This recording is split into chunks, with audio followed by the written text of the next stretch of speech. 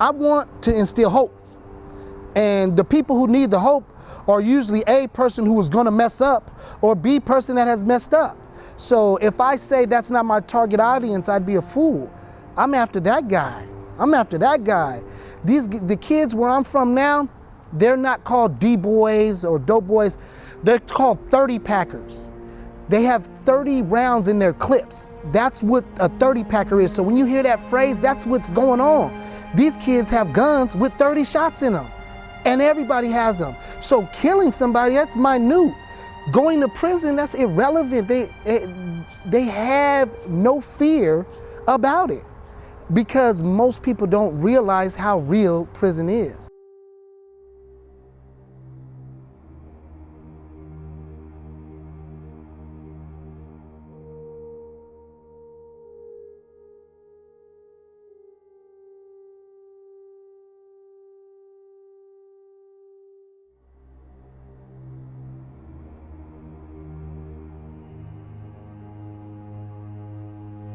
I detail in detail, step for step, nearly day for day of my time where I was on spring break, the final day of my spring break in March 1999, committing the crime, and all the way up until the day I was sentenced. So the emotional ups and downs, that's what the content of the book is.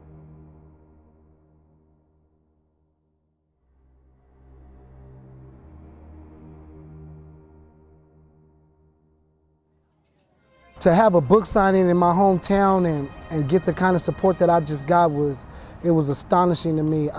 It was definitely above what my expectations were. I feel like, I was nervous for a reason this morning because it was a big deal.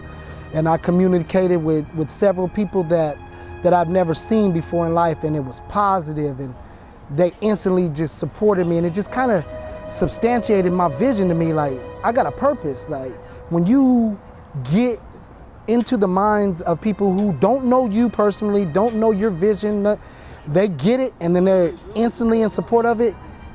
It gives you wings. It musters up more courage in a guy who bubbles over with courage. It was just astonishing to me personally to get that kind of support.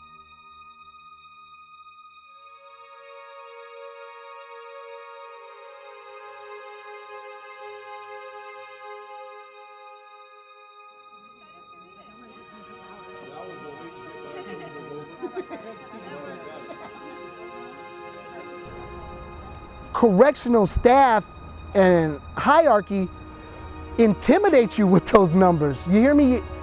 They make you identify with the 80% of the failures. Through the duration of my incarceration, I knew that I didn't want to come back. Majority of people that get incarcerated, the first thing they do is get comfortable.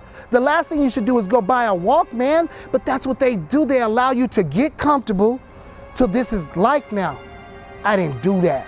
And so that's a mindset that I feel like I can give to these young kids. When you do mess up, please don't go in there and get comfortable. Don't go in there and get comfortable.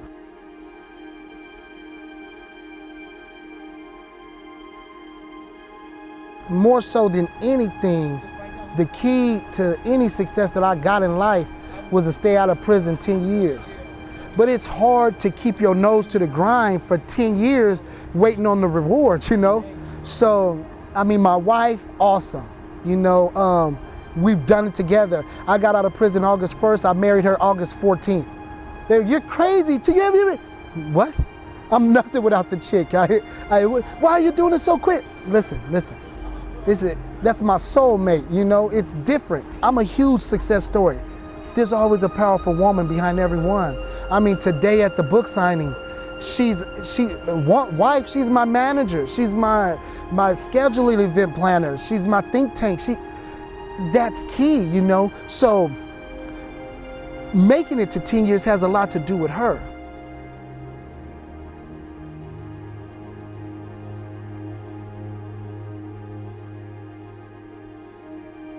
I began the book as a little project with some adult basic education students that I was working with during my prison incarceration, and a class project for them. I just started it and it continued on. It gave me a little hope in the fact that there's a message here. I gotta learn something, you know.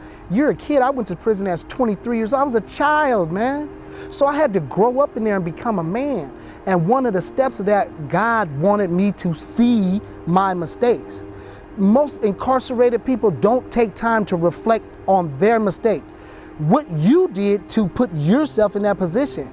And so once I began to attack that, it led to me dealing with how can it not happen again?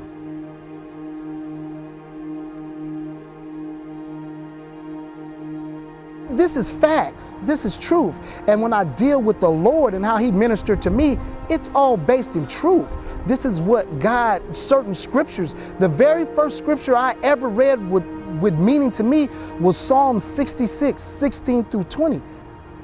God heard my prayer. I had a victim in this case. If he would have died, I wouldn't be talking to you, hello? It wouldn't be about out here having book signings. It wouldn't be about raising my 3.5-year-old child.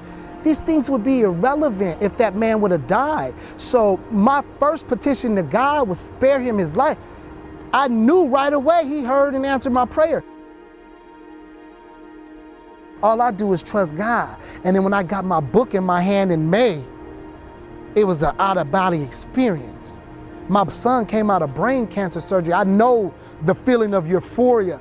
I know Dr. Zavikian walking up to me and saying, I think we got the whole tumor, smiling. I remember that. I know joy. I know euphoria.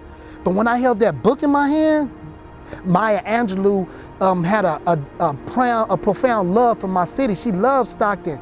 So the day she rested in sleep, it was the day I got my book. But when I held my book in my hand and she died and everybody, now I'm getting emotional, man. Everybody in our country was just talking about Maya Angelou and her profound impact. And so I'm sitting there holding my book and I'm like, you know, you can have that. You know, like, it was almost being revealed to me, like, this is bigger than you. You know, like Maya Angelou, you think she knew what the impact she would have on this world? Of course not. But you just walk humbly and trust God. And so when I got the book in my hand and it got to that point with her, it was overwhelming. And then that was in May. And then to reach my 10-year mark yesterday, man, forget about it. The entire day, you know, it was like, it was amazing. It's undescribable. I'm a writer and I'm very good at being able to articulate exactly what's in my heart and mind onto paper, or at least